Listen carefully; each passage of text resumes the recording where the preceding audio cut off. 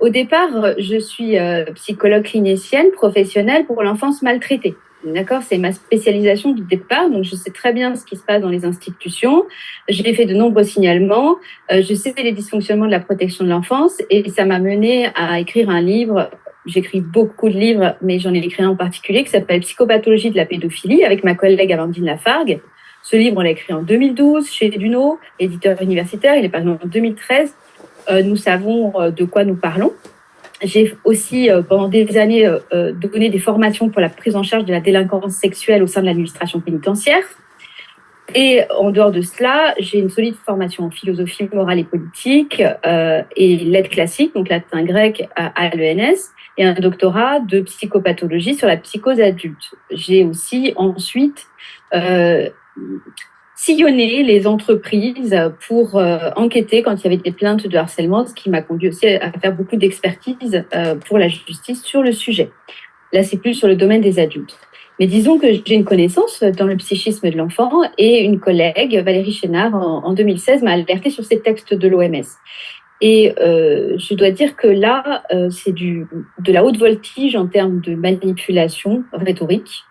Ce sont vraiment des textes extrêmement toxiques. Alors, dans mon livre L'imposture des droits sexuels que j'ai fait paraître en 2017, j'ai essentiellement étudié deux textes majeurs qui sont les standards pour l'éducation sexuelle en Europe, un cadre de référence pour les décideurs, c'est le titre du document, et la déclaration des droits sexuels, qui est un autre document du planning familial international sur lequel s'appuie l'OMS.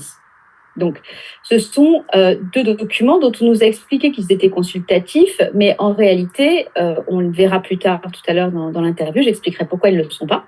Et ces documents confondent absolument tout, n'interrogent jamais le psychisme de l'enfant et la protection de l'enfance, et au contraire partent du principe que l'enfant serait sexualisé dès la naissance et que ça serait à nous, adultes, de les initier à la sexualité.